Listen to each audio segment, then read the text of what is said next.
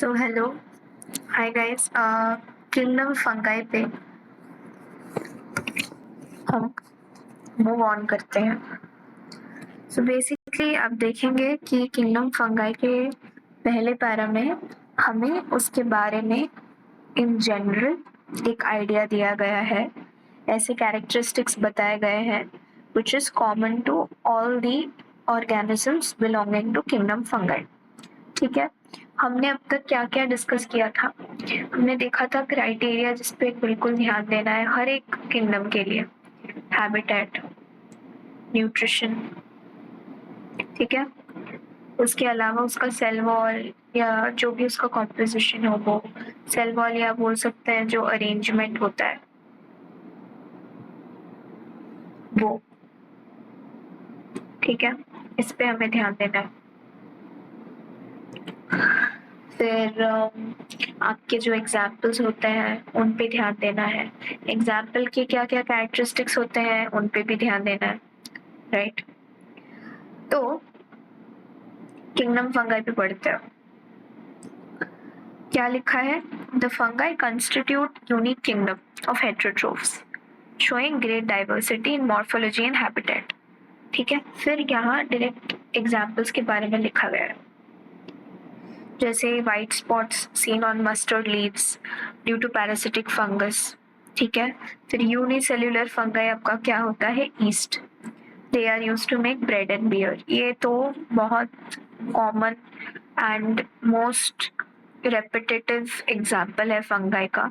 East unicellular fungi क्या बनाता है? Bread and beer. Other fungi cause diseases in plants and animals. We trust causing puccinia. अब ये जो पुक्सिनिया का एग्जाम्पल है, इस पे भी आप बहुत सारे स्टार्स लगा दो, क्योंकि ये बार बार, मैंने क्या बोला, मेरे कोचिंग में पूछो या बोर्ड के पॉइंट ऑफ व्यू से 50+ टाइम्स पूछा गया है। ठीक है, 50+ इज एन अप्रोक्सीमेट नंबर, क्योंकि in this period of 11th and 12th you will be having multiple tests. ठीक है, more than 50 tests, so 50 is no number, is the least number.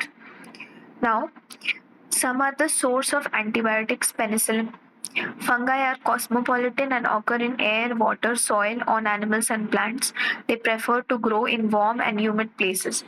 Of course, अगर आप ब्रेड को observe करेंगे, आपके घर में जो पड़ा हुआ ब्रेड है, सपोज आपने उसको बाहर रख दिया। ठीक है, फ्रिज में क्यों रखते हैं ब्रेड को? ताकि उस पे फंगस ना लगे। अब अगर उसी ब्रेड को हम रूम टेम्परेचर पे बाहर रख दें और गर्मी के सीजन में स्पेशली रखेंगे, तो उस पे क्या ग्रो करता है? फंगस। ठीक है, तो उससे याद रख सकते हैं कि फंगाई का जो मेन लिविंग कंडीशन होता है वो क्या है? Warm and humid places. तो वार्म एंड ह्यूमिड प्लेसेस में होता है।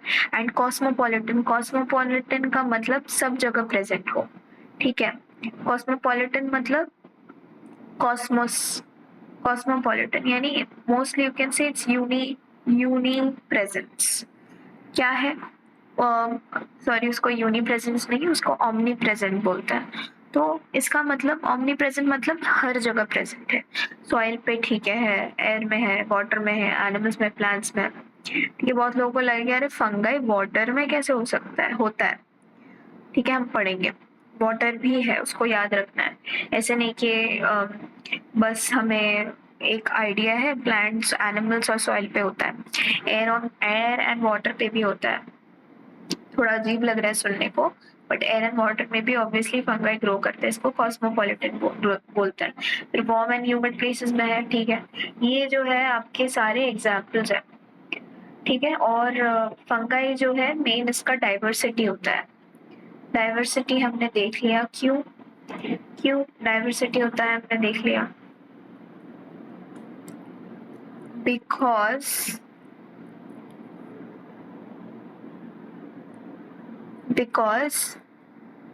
वाई?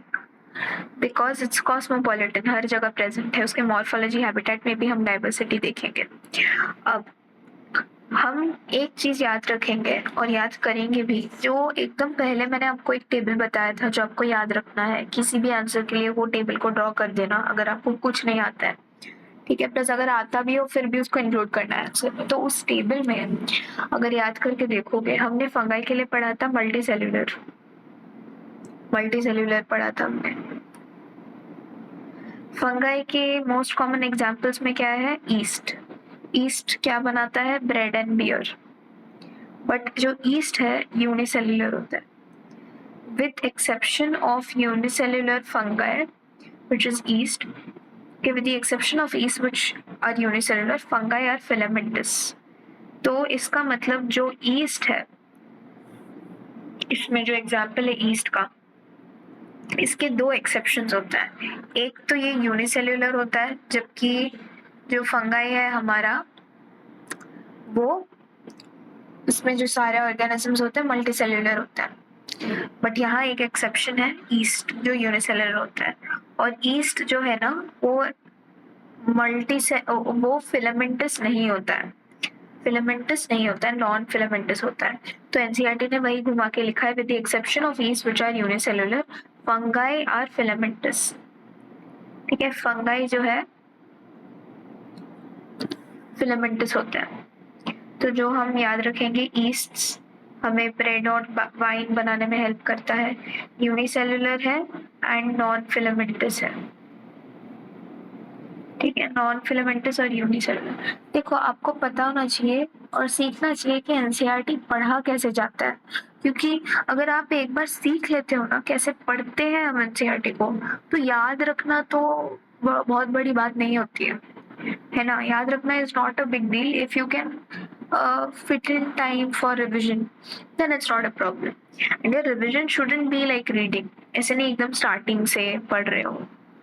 एक चीज मैं एक बता दूं आपको, रिविजन के टाइम पे अगर आप 1 घंटे 2 घंटे के वीडियोस देखेंगे, चाहे वो मेरे ही क्यों ना हो, उससे आपका हेल्प नहीं होने वाला। उसका मतलब आप रिवाइज नहीं कर रहे हो, आप सीख रहे हो। आपको रिवाइज करना है। इसलिए मैं बोलती हूँ मेरे वीडियो के दौरान जो भी मैं बोल रही हूँ आपको इम्पोर्टेंट है, उसको लिखते जाओ ताकि आपको रिविजन में हेल्प हो। That's the main goal. ठीक है, उस पर टाइम नहीं देना है रिविजन के टाइम पे, क्योंकि आपके पास टाइम रहेगा भी नहीं तो आप दोगे भी कहाँ से। बाकी सब्जेक्ट्स भी तो है। देखो एग्जाम्पल में आप देखोगे, ये जो white spots they are seen on mustard leaves, एक एग्जाम्पल है। फिर दूसरा ईस्ट, फिर wheat rust causing Puccinia, Puccinia बहुत इंपॉर्टेंट है। ठीक है, और फिर पेनिसिलियम एंटीबायोटिक्स, पेनिसिलियम भी फंगाई है। ठीक है, तो पेनिसिलियम, फिर आपका ईस्ट, फिर आपका पुक्सिनिया, ये सारे फंगाई है। पुक्सिनिया, ईस्ट, पेनिसिलिन सारे फंगाई है। ओके, अब हम अगले पैरा पे जाते हैं। इसके अरेंजमेंट के बारे में बात करेंगे, इसकी बॉडी के बारे में बात करेंगे। ठीक है,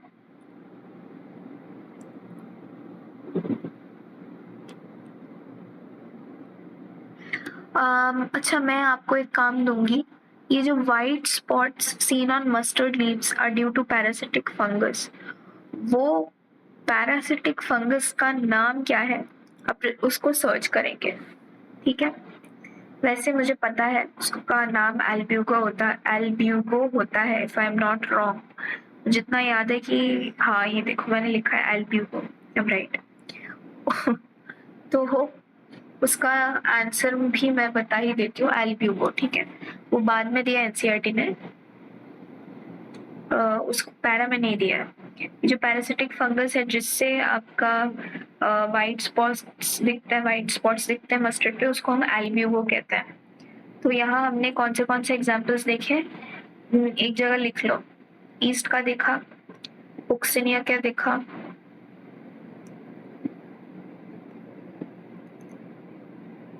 पेन काम क्यों नहीं कर रहा। उसके अलावा हमने देखा ये जो पुक्सिनिया वीट रस्ट कॉजिंग है, ईस्ट जो ब्रेड एंड आपके बियर को यूज करने में हेल्प करता है, मतलब को बनाने में हेल्प करता है। उसके अलावा हमने पेनिसिलिन देखा, पेनिसिलिन एंटीबायोटिक्स हमें पता है। ठीक है, फिर उसके अलावा हमने एक नाम पढ़ा Albugo, Albugo white spots on mustard. Okay, तो ये 4 एग्जाम्पल्स हमने ये पैरा में देख लिया। अब हम देखते हैं इसके बॉडी के बारे में। Their bodies consist of long, slender, thread-like structures called hyphae. तो आपको टर्म याद रखना है, इसको हम बोलेंगे hyphae. The network of hyphae is known as mycelium. अगर hyphae multiple हो जाए, multiple, such that they form a network, तो हम उसको क्या बोलते हैं? mycelium. ठीक है, multiple hyphae forming a network is mycelium and एक यूनिट उसको hyphae बोलते हैं. long, slender, thread like structure, ऐसे कुछ दिखता है वो.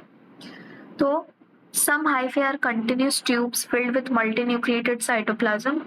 These are called coinocytic hyphae.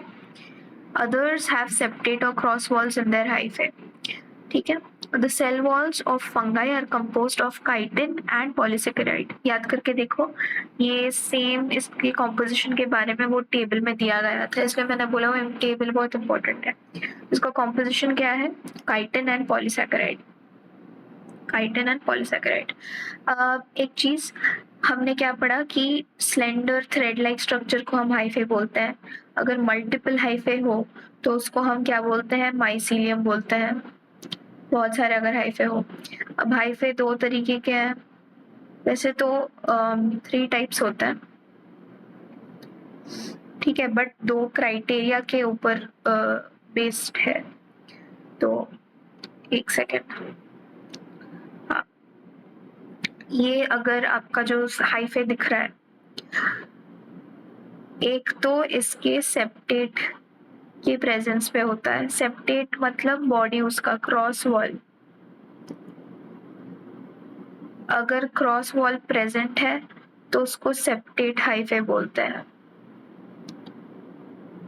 अगर क्रॉस वॉल एब्सेंट है तो उसको हम क्या बोलेंगे? एसेप्टेट. ठीक है, तो सेप्टेट हाइफे यानी क्रॉस वॉल जिसमें है उसको सेप्टेट हाइफे बोलेंगे, जिसमें क्रॉस वॉल नहीं होता है उसको एसेप्टेट बोलते हैं. अदर देन दैट उसका जो दूसरा होता है टाइप, उसको हम बोलते हैं कोएनोसाइटिक हाइफे. कोएनोसाइटिक का मतलब continuous tubes which is filled with multinucleated cytoplasm. तो 3 टाइप, एक कोएनोसाइटिक, एक सेप्टेट और दूसरा एसेप्टेट. एसेप्टेट में क्रॉस वॉल नहीं होता. कोएनोसाइटिक बेसिकली क्या है? हाइफे ही है, बट उसमें मल्टीन्यूक्लिएटेड साइटोप्लाज्म है. उसका जो मेजर डिफरेंस मतलब पॉइंट याद रखना है, multinucleated cytoplasm. Coenocytic hyphae is nothing but having multinucleated cytoplasm. That's it. And they are continuous tubes. And general fungi का cell wall chitin and polysaccharide से बनता है. तो fungi का general characteristics क्या है? एक तो डाइवर्सिटी मॉर्फोलॉजी हैबिटेट में. दूसरा हमने देखा कि वो कॉस्मोपॉलिटन है, सब जगह ग्रो मतलब सब जगह प्रेजेंट है, omnipresent, and they prefer to grow in warm and humid places. आप वो ब्रेड के एग्जांपल से याद रख सकते हैं. फिर जो फंगाई के जनरल कैरेक्टरिस्टिक्स में है वो मल्टी सेल्यूलर होता है, और उसके अलावा वो क्या बोलते हैं? हेट्रोट्रोफिक होता है. मोड ऑफ न्यूट्रिशन क्या है? हेट्रोट्रोफिक. हैबिटेट सब जगह वार्म एंड ह्यूमिड प्लेसेस में ग्रो करता है. Cell type multicellular. फिर उसका अरेंजमेंट क्या है? फिलामेंटस. फिलामेंटस होता है फंगाई बिल्कुल. और सेल वॉल का कॉम्पोजिशन क्या है? काइटिन और पॉलीसैकेराइड. तो सेल वॉल हो गया, फिलामेंटस नेचर हो गया, मल्टी सेलुलर हो गया, हेट्रोट्रोफिक हो गया, वार्म ह्यूमिड प्लेसेस में ग्रो करते हैं, वो भी हो गया. बस एक्सेप्शन क्या है? ईस्ट, जो कि यूनिसेल्युलर होता है और फिलामेंटस नहीं होता है, नॉन फिलामेंटस होता है. अब देखो, most fungi are heterotrophic and absorb soluble organic matter from dead substrates and hence are called saprophytes. Saprophytes decomposes हमें पता है. Those that depend on living plants are parasites. Living plants and animals, they can also live as symbionts. Symbionts यानी in association with symbionts का मतलब है symbiosis. अगर आपने ये वर्ड सुना होगा या नहीं भी सुना होगा, मैं आपको बताती हूँ. symbiosis का मतलब हमेशा म्यूचुअल रिलेशनशिप होता है. म्यूचुअल रिलेशन यानी एक दूसरे पे इंटरडिपेंडेंट है. ठीक है, कोई किसी का खून नहीं चूसता है. यहाँ पैरासाइट नहीं है वो. अगर कोई रोटी, कपड़ा, मकान दे रहा है अगर कोई तुम्हें सपोज अर्न करके पैसे कमा के दे रहा है तो तुम उसको इन रिटर्न खिला रहे हो, तो दैट्स अ म्यूचुअल रिलेशन। ठीक है, दैट्स अ म्यूचुअल रिलेशन, उसी को हम सिम्बायोसिस बोलते हैं। यहाँ क्या बोला है, fungi can be saprophytes, they can be parasites, मतलब one will be positively affected, the other will be negatively affected. Parasite का मतलब ये होता है पूरा खून चूसना, डिपेंडेंसी। सैप्रोफाइस का मतलब सोल्यूबल ऑर्गेनिक मैटर हम ले सकते हैं, डिकम्पोजर्स बेसिकली डेड सबस्ट्रेट से सोल्यूबल ऑर्गेनिक मैटर लेना। और फिर हमने नया सीखा सिम्बायोसिस, यानी एक साथ म्यूचुअल रिलेशन में रहना।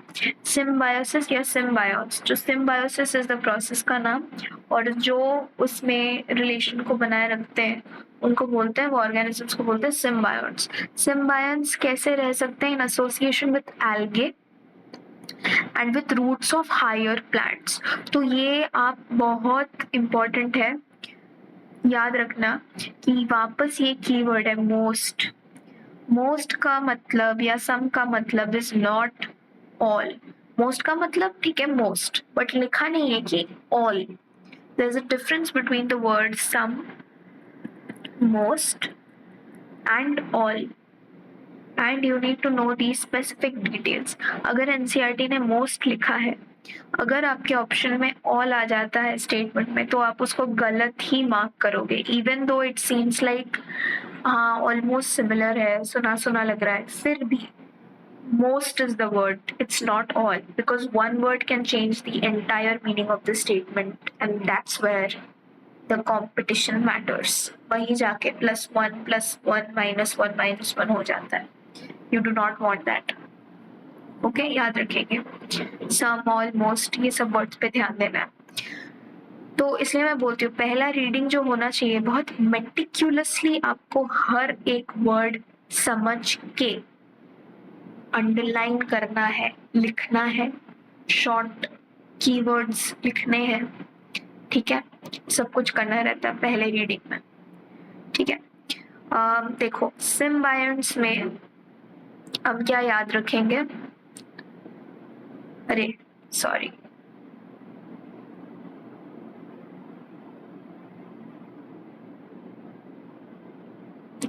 सिम्बायंट्स में हम क्या याद रखेंगे,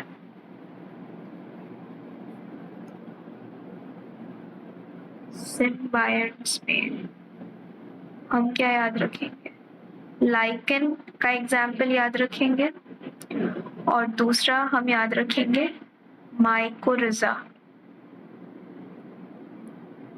मेरे पेन ठीक से समझ काम नहीं कर रहा है, उसके लिए मैं क्षमा प्रार्थी हूँ आपसे, तो कृपया करके मुझे क्षमा कर दीजिएगा। माइकोरिजा का स्पेलिंग मुझे पता है, ऑब्वियसली ये लेजिबल नहीं है, बट यहाँ लिखा है देखो माइकोरिजा। तो अगर वो सिम्बायोन्ट्स फंगाई सिम्बायोन्ट्स किस तरह से काम करते हैं, कैसे काम करते हैं, अगर एल्गे के साथ है तो लाइकेन, अगर रूट्स ऑफ हायर प्लांट्स के साथ है तो माइकोरिजा। देखो मैंने नीचे लिख के रखा था, मैंने जब प्रिपेयर किया था, जब मैं कर रही थी तब मैं ऐसे ही पढ़ती थी। तो हम मेरे लिखे हुए से एक बार पढ़ेंगे। फिलामेंटस, ठीक है, फंगाई के बारे में बेसिकली बोला है कि फिलामेंटस है फंगाई, ठीक है, मल्टीसेल्यूलर हेट्रोट्रोफिक प्लस मल्टीसेल्यूलर भी होता है, यहाँ मैं लिख देती हूँ, फिलामेंटस भी होता है, ईस्ट एक्सेप्शन है, यूनिसेल्यूलर है और नॉन फिलामेंटस है। ठीक है, तो ये हाइफे क्या होता है, long slender thread like structure, इसी के हम नेटवर्क को क्या बोलते हैं, माइसीलियम, इसी के नेटवर्क को हम बोलते हैं माइसीलियम। ठीक है,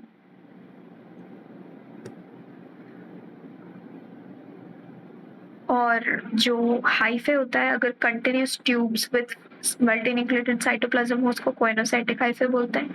अगर सेप्टेट या क्रॉस वॉल्स है तो सेप्टेट है, अगर कोई सेप्टा नहीं है या क्रॉस वॉल नहीं है तो एसेप्टेट है। ठीक है, septa is basically the cross wall, septate and aseptate is the type of hyphae.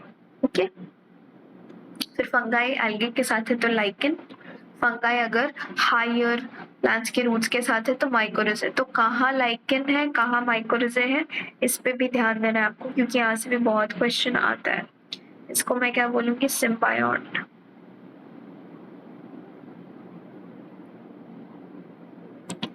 Okay, this is symbiont, that's what you have to remember. तो इस पैरा से आप किस पे ध्यान देंगे, इस पैरा पे आप बेसिकली इस पे ध्यान देंगे, जो एग्जाम्पल्स है इसका जो मैंने बताया, white spot that is Albugo. Okay, फिर आप ध्यान देंगे east, unicellular and non filamentous. इसके बाद आप ध्यान देंगे उसके कॉमन फंगाई के जो कॉमन कैरेक्टरिस्टिक्स होते हैं, जैसे multi cellular, heterotrophic, they are cosmopolitan, live in warm and humid places. Okay, and most of them are heterotrophic, not all. तो ये सारे पॉइंट्स हैं जो कॉमन है और जिनको आपको ध्यान में देना है। उसके अलावा आप याद रखेंगे हाइफे के बारे में, कंटिन्यूस मल्टीन्यूक्लिएटेड है तो कोइनोसाइटिक, सेप्टेड, एसेप्टेड अकॉर्डिंगली। फिर सबसे इम्पोर्टेंट न्यूट्रिशन याद रखना है आपको, फंगाई का न्यूट्रिशन बहुत इम्पोर्टेंट है। क्यों, सैप्रोफाइट्स हो सकता है, ठीक है, हेट्रोट्रोफिक मोस्ट ऑफ देम, उसमें भी सैप्रोफाइट्स हो सकता है, पैरासाइटिक हो सकता है।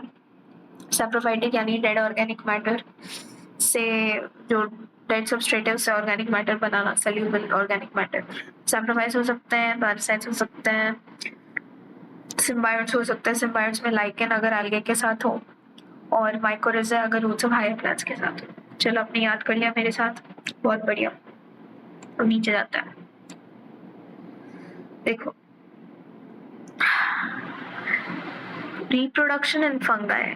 बेसिकली फंगाई में जो सबसे इम्पोर्टेंट पॉइंट्स जो आपको याद रखने हैं ही, like there is no shortcut for it, it's basically nutrition, उसका न्यूट्रिशन जो अभी हमने पढ़ा, और उसके साथ साथ उसका रिप्रोडक्शन।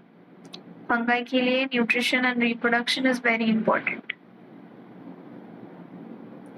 फंगाई के लिए nutrition and reproduction is very important. चलो, reproduction in fungi can take place by vegetative means, fragmentation, fission, and budding.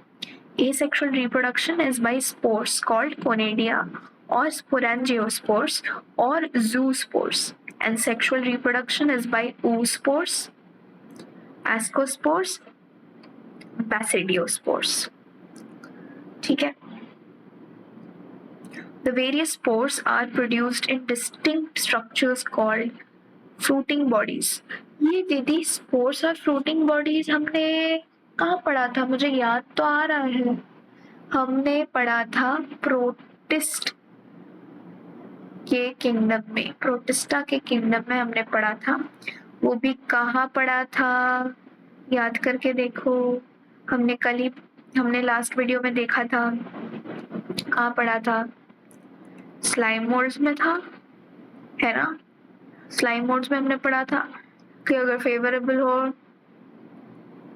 तो फिर प्लाज्मोडियम एग्रीगेशन बनाते हैं, अगर अनफेवरेबल हो तो फिर वो प्लाज्मोडियम डिफरेंशिएट हो जाता है फ्रूटिंग बॉडीज में, और उस पे जो स्पोर्स होता है, ट्रू वॉल्स होता है, एयर करंट से डिस्पर्स होता है, मैंने पढ़ा था। ऐसे से याद करते जाना चलाएगा। अभी आपको क्या, मैं कहाँ पढ़ा था, जब भी आपके दिमाग में ऐसा आता है आप पीछे एकदम पेज पलटिए और देख लीजिए। ऐसा कोई गुनाह नहीं है कि एक टॉपिक पढ़ते हुए अगर मुझे वो टॉपिक के किसी वर्ड से किसी और टॉपिक के बारे में याद आया तो हम देखेंगे नहीं, ऐसा नहीं होता है, तुरंत देख लिया करो। Okay, it's not a problem. और हमने इवन उसका शॉर्ट फॉर्म क्या पढ़ा था, बहुत मजेदार था वो, चड्डी। मैंने आपको क्या बोला था, चड्डी यूज होता है पहनना, चड्डी का यूज होता है पहनना, यानी chrysophytes, dinoflagellates, euglenoids, slime moulds, protozoa, है ना, कितना ये मजेदार है देखो। चलो, हाँ हम कहाँ थे, रिप्रोडक्शन पे थे। Okay, can take place by vegetative means, फिर हमने एसेक्सुअल रिप्रोडक्शन देखा, फिर सेक्सुअल साइकिल जो है 3 स्टेप्स होते हैं। अब देखो, मैं क्या बार बार बोलती हूँ, नीट में 4 ऑप्शंस होते हैं, यहाँ 3 करके पॉइंट्स दे दिया है, चौथा ऑप्शन नन ऑफ दीज बना देंगे। इसका मतलब क्या, ये 100% क्या 1000% चांस है एग्जाम में आपके आए। वापस मैं बता रही हूँ 50+ टाइम्स इसको पूछा गया है, तो बहुत इम्पोर्टेंट है। दीदी बोल रही है मार्क करो जल्दी से।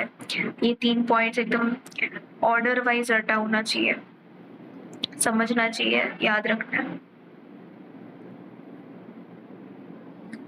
देखो मैं आप लोगों के साथ हमेशा हर वीडियो में एक heart to heart conversation I try to have, because I am not आपके वो फेमस यूट्यूब में जो टीचर्स हैं वैसी नहीं हूँ मैं। मतलब मैं खुद 3-4 साल पहले I was preparing for this exam and I have done a lot of hard work, especially for bio. मेरे notes काफ़ी precise होते हैं, and काफ़ी to the point होते हैं। मैं खुद भी मैंने bio में काफ़ी मेहनत की थी, तो I'm sure कि it will help you.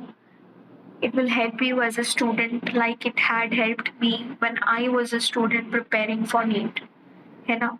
So that's the reason you'll see कि the video is a little longer than it should be. That's because I assume that while you are listening to my video, you are side by side learning by yourself, writing and doing a lot of other stuff simultaneously, which requires time.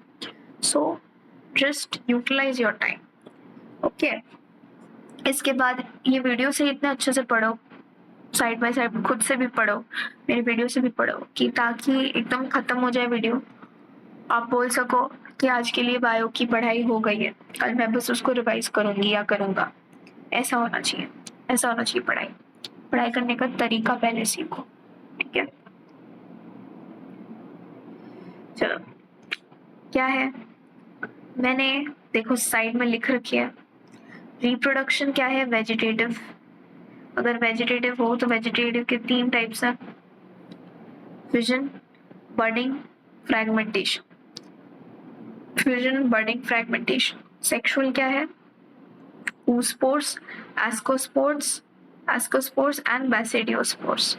ठीक है, ठीक है। A section में क्या है, conidia, zoospores, sporangiospores. अब आप इसको कैसे याद रख सकते हैं, वेजिटेटिव का याद रख सकते हैं BFF, यानी budding, fragmentation, fission. Sexual reproduction का आप याद रख सकते हैं बोआ। अगर आपको नहीं पता है तो बोआ कंस्ट्रिक्टर एक तरीके का सांप होता है, बहुत खतरनाक, ठीक है। बोआ से बैसिडियोस्पोर्स, oospores, ascospores। ए सेक्शन में आप कैसे याद रख सकते हैं, इसमें ना थोड़ा डिफिकल्ट होगा याद रखना, C, S और Z है, इसको आप थोड़ा देख लेना खुद से, ZCS या CSZ, यानी जूस्पोर्स, कोनेडियो या कोनेडिया और स्पोरेंजियोस्पोर्स। ठीक है, जूस्पोर्स, कोनेडिया और स्पोरेंजियोस्पोर्स। हो गया आपका, याद हो गया, मैंने आपको बता दिया। पहले का BFF, दूसरे का बोआ और तीसरे का खुद बना लो ZCS से कुछ। मैं आपको सिखा रही हूँ, हर एक वीडियो में आपको बेसिकली ये सिखाती हूँ कि NCERT को याद किस तरीके से करना है, लाइन बाय लाइन आपके मेमोरी को कैसे रिटेन करना है। That's the whole point of me making the video for you guys. Okay? अब देखो, हमने पहले देख लिया कि स्पोर्स जो है फ्रूटिंग बॉडीज में प्रोड्यूस होते हैं। सेक्सुअल साइकिल में 3 स्टेप्स आते हैं। एक होता है fusion of protoplasm between 2 motile और non motile gametes called plasmogamy. काफी इंपॉर्टेंट टर्म है, P for plasmogamy, P for protoplasm. Protoplasm में इटसेल्फ प्लाज्मा वर्ड है, प्लाज्मा वर्ड है, ठीक है। Plasma word is there in protoplasm, that's why it's called plasmogamy, यानी fusion. Gamy का मतलब हमेशा ऑलमोस्ट फ्यूजन ही होता है, that's why it's plasmogamy. Then there is fusion of 2 nuclei called karyogamy. Meiosis in zygote resulting in haploid spores। Karyogamy क्या होता है, ये बेसिकली 2 न्यूक्लियो का फ्यूजन होता है। ये आपको सेल साइकिल एंड डिवीजन वाले चैप्टर में पता चल जाएगा। फिर meiosis in zygote resulting in haploid spores. तो पहले न्यूक्लियाई का फ्यूजन होता है, फिर प्रोटोप्लाज्म का फ्यूजन होता है, फिर हैप्लॉइड स्पोर्स बनते हैं। क्या ये ऑर्डर सही है? क्या ये ऑर्डर सही है जो मैंने बोला?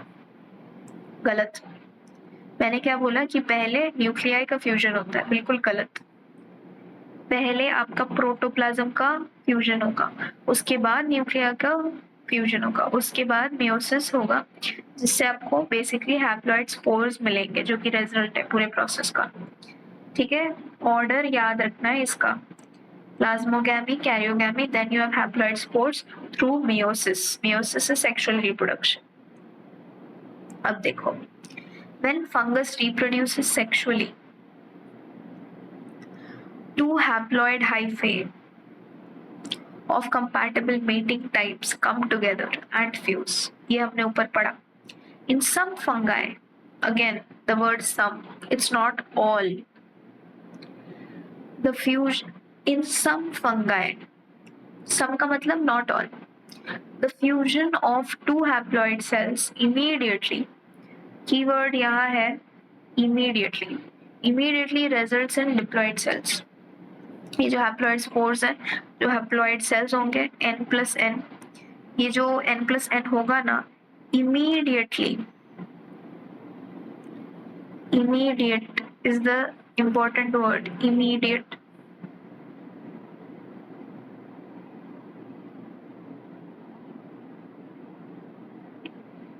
इमीडिएटली क्या होता है, आपको डिप्लॉइड सेल्स मिलेंगे, इट्स वेरी इमीडिएट। एंड ये जो डिप्लॉइड सेल्स होंगे 2n। However, in other fungi,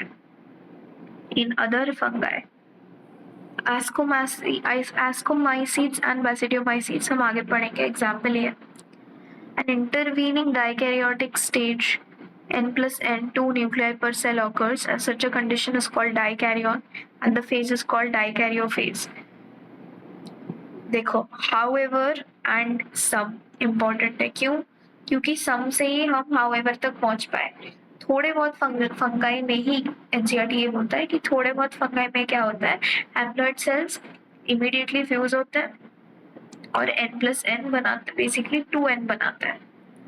ये जो मैंने पहले n+n लिखा था, ये उतना सही नहीं होगा, because this will be then with reference to however ascomycetes and basidiomycetes। ठीक है, तो बस आपको याद रखना है कि दो हैप्लॉइड ये स्पोर्स से डायरेक्ट 2n बनता है, जो इमीडिएट प्रोसेस है ये सब फंगाई में होता है। हैप्लॉइड स्पोर्स से 2n बनना, ये जो इमीडिएट प्रोसेस है, ये सम फंगाई में होता है। और हाउएवर इन और दो तरीके के फंगाई होते हैं, एक्सेप्शंस ये है, बेसिडियोमाइसीट्स एंड एस्कोमाइसीट्स। बा करके मैंने याद रखा था। बा में क्या होता है, बा में बेसिकली एक डाइकैरियो फेज होता है। डाइकैरियो फेज का मतलब डाइकैरियोन का बनना, डाइकैरियोन का मतलब n+n। ये n+n क्या इमीडिएट स्टेज है? नहीं, ये n+n आपका इंटरवीनिंग स्टेज है, इंटरवीनिंग स्टेज। तो आपका कीवर्ड क्या है, सम फंगाई में इमीडिएटली 2n बन जाता है हैप्लॉइड सेल से इमीडिएटली, और बाकी फंगाई में जैसे कि बेसिडियोमाइसीट्स एंड एस्कोमाइसीट्स एक इंटरवीनिंग स्टेज होता है n+n, जिसको हम डाइकैरियोन बोलते हैं, इसके लिए इसको डाइकैरियोफेज बोलते हैं। Later parental nuclei will rise and cells become diploid.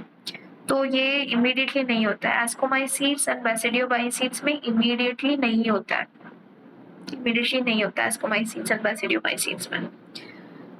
Diploid तो इसमें भी बनता है, बट एक इंटरवीनिंग फेज से पहले जाता है, फिर उसके बाद जाके 2n आपका डिप्लॉइड सेल बनेगा एस्कोमाइसीट्स एंड बेसिडियोमाइसीट्स में। बाकी जो सम फंगाई है उसमें इमीडिएटली बन जाता है हैप्लॉइड से डिप्लॉइड। अब देखो, the fungi form fruiting bodies in which reduction occurs and leading to formation of haploid spores. So basically एक पूरा साइकिल है, ये वापस डिप्लॉइड बनने के बाद फ्रूटिंग बॉडीज बनाएगा, फिर वापस हैप्लॉइड, तो हैप्लॉइड से शुरू किया, फिर आपका डिप्लॉइड बना, फिर वापस जाके हैप्लॉइड बन गया। तो ये पूरा एक साइकिल के बारे में ये पैरा बता रहा है। ठीक है, हाउएवर वर्ड इंपॉर्टेंट है, बेसिडियोमाइसीट्स एस्कोमाइसीट्स बेसिकली, और सम वाला वर्ड इंपॉर्टेंट है। अब morphology of mycelium, mode of spore formation, fruiting bodies, form basis of division. अब वापस इसमें 3 पॉइंट्स है, नीट में 4 ऑप्शंस दिए जाते हैं, तो ऑब्वियसली ये एक वापस काफी इम्पोर्टेंट है. इनफैक्ट मैं बोलूंगी ये जो पूरा पेज है ना, बहुत ज्यादा इम्पोर्टेंट है. ये बार बार फंगाई के लिए आपको पूछा जाएगा, 50+ पेपर्स में देखने को मिलेगा. बोर्ड के रिस्पेक्ट में डायरेक्ट क्वेश्चन आ सकता है.